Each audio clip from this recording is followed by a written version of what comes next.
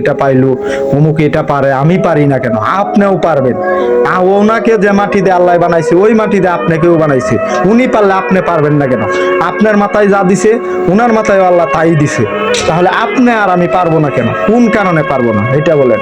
অবশ্যই পারবো। চেষ্টা করতে হবে, সামনের দিকে এগিয়ে যেতে হবে, আপনার আগ্রহ থাকতে হবে একটা কাজের প্রতি, তাহলে গিয়ে পারবেন। আজকে সমাজের মধ্যে আপনি অসহায়, আপনাকে কেউ দেখতে পারবে না। আপনার মাথায় তেল আছে, আপনাকে সবাই তেল দিবে। আপনার বাবাও আপনাকে ডাকবে, আপনার কাছে কিছু নেই, আপনার বাপ মা কেউই ডাকবে না আপনাকে। আপনাকে সকলেই ফালাইয়া দিবে, সকলেই, মা বাপ ভাই বোন আত্মীয় স্বজন যারা আছে সকলেই। কিন্তু যে আপনাকে সৃষ্টি করছে উনি কিন্তু আপনাকে ফালাবে না।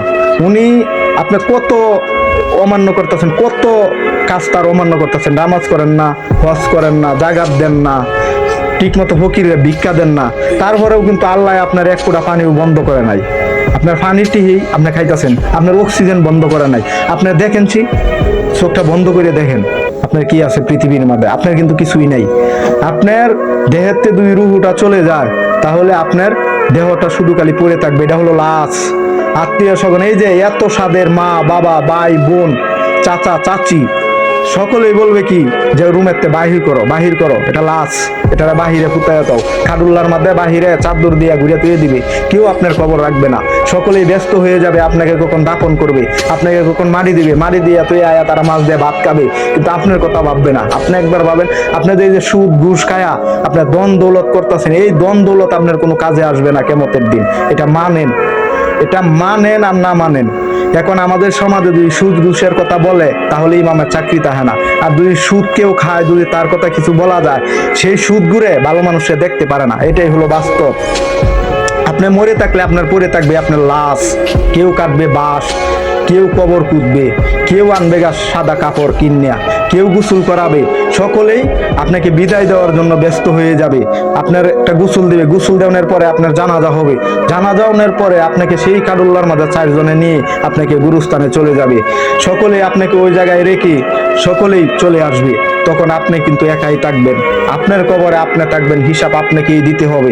আপনি যে চুরি জারি করে আনলে আপনার বউ স্ত্রী সন্তানরে খাওয়াইতেছেন, জিজ্ঞান তো একবার যে আমি যে সুদ খাইতেছি, আমি যে ঘুষ খাইতেছি, আমি যে এই যে ধন সম্পদ করতেছি, আপনি জিজ্ঞানছে আপনার মারে আপনার পাপের ভাগ নিব নাকি? নিব না। আপনার সন্তানের জিজ্ঞান যে বাবা আমি যে এই যে ঘুষ খায়া সুদ খায়া আমি যে এই যে দুর্নীতি করে যে সমাজের মধ্যে হাজার হাজার কোটি টাকা ধন সম্পদ বানাইছি, তোমাদের জন্যই বানাইছি, তোমরা কি আমার পাপের ভাগ নিবা? কেউই নিবে না আপনার পাপের ভাগ। এটা চ্যালেঞ্জ দিলাম আপনাদেরকে আমি। কেউই নিবেন, আপনার মাও নিবেন, আপনার বাবাও নিবেন, আপনার সন্তান, আপনার স্ত্রী, এত সাদের স্ত্রী, কলিজার টুকরা সন্তান, সেই সন্তানেও কিন্তু আপনার পাপের ভাগ নিবে না। আপনার পাপের ভাগ আপনাকেই নিতে হবে। তারা আরো প্রতি উত্তরে বলবে কি, তুমি আমাকে বিয়ে করছো, আমাকে খাওয়াতেই হবে, কি করে খাওয়াবো এটা আমার দেখার বিষয় না। তুমি কি চুরি করবা না জারি করবা এটা তো আর আমার দেখার বিষয় না, আমাকে পালতেই হবে। সন্তান বলবে কি, তুমি জন্ম দিছো, তুমি কর্ম দিতে পারো নাই কেন? তুমি আমারে কিভাবে খাওয়াবো এটা হলো তোমার ব্যক্তিগত ব্যাপার, ওইটা তো আর আমার জানার প্রয়োজন নাই। তুমি চুরি করো, জারি করো, ঘুষ খাও, সুদ খাও, এটা আমার দেখার বিষয় না। তোমার পাপের ভাগ আমি নিব কেন? কেউই নিবে না ভাই। তাহলে সুদ ঘুষ খায়া এদের ধন সম্পদ বানিয়ে লাভ কি? আপনি কি যাইতে পারবেন? ওই টাকা পয়সা হাজার হাজার কোটি টাকা আপনি কি পকেটে করে নিতে পারবেন? নিতে পারবেন না। কাপড়ের কিন্তু পকেট নাই, কাপড়ের কিন্তু পকেট নাই। ওখানে টাকা পয়সা ছাড়াই যেতে হবে, ঠিক আছে?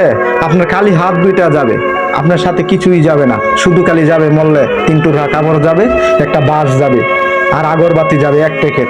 তাছাড়া আপনার সাথে কিছুই যাবে না। দুনিয়ার মুহে পড়ে কত গরিব, কত অসহায় মানুষের কি আপনারা অত্যাচার নির্যাতন করতেছেন, ঠিক আছে? সুযোগ পাইলেই সবকিছুর দ্রব্যমূল্যের ঊর্ধ্বগতি বাড়াইয়া দেন, সবকিছু ইয়াও করেন, কি লাভ? এই যে কুরবানি ঈদের আগে আপনাকে কুরবানি লাগিয়ে পড়ছে, ঠিক আছে? সুদ ঘুষ খায়া বাজারের দ্রব্যমূল্যের ঊর্ধ্বগতি ইয়াও করে আপনারা কি করবেন? বড় বড় গরু আনবেন, আনিয়ে কি করবেন? ওই ফেসবুকে ছবি উঠাইয়া পুজ দিবেন যে আমি বড় একটা কুরবানি দিই, 50 লক্ষ টাকা 1 লক্ষ টাকা দিয়ে একটা গরু কিনছি, আমার গরু সবচেয়ে বড়, আমার কুরবানি সবচেয়ে বড়, আমার বাবা আমার প্রতি খুশি হবে না, কোনোদিনই না। আপনার ওই জায়গায় যদি 1 টাকা সুদের 1 টাকা ঘুষের যদি থাকে, আপনার কুরবানি জীবনেও হবে না। আপনি যে কোনো কাজে ব্যয় করেন, আপনার হারাম টাকা কোনো কাজে লাগবে না।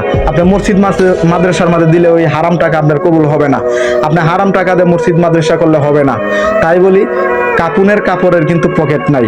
তাই সকলেই সচেতন হন, সুদ ঘুষ সমাজ থেকে বন্ধ করেন, গরিবের হক নষ্ট করবেন না, গরিবের হক গরিবদেরকে দিয়ে দেন, তাহলে সবচেয়ে ভালো থাকবেন। আপনি যদি কিছু ভালো কাজ করেন, কিয়ামতের দিন ওই ভালো কাজের প্রতিদান আল্লাহ আপনাকে দিবে।